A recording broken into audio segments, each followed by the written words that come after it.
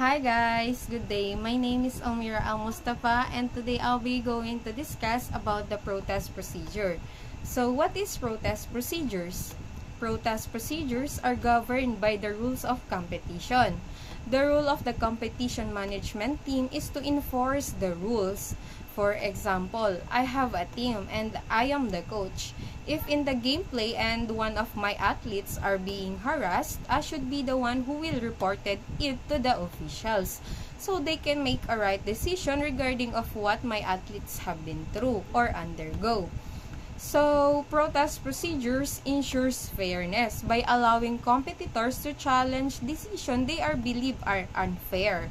Competitors must submit protests within a specific time frame, stating the grounds and desired outcomes.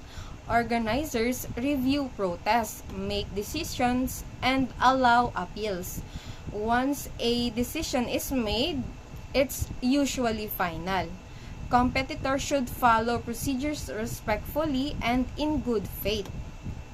So, protest procedure can foster a culture of fairness, accountability, and sportsmanship that enhance the integrity and enjoyment of the competitive sports for all involved. So, that's it for my part. Thank you guys for watching. Bye!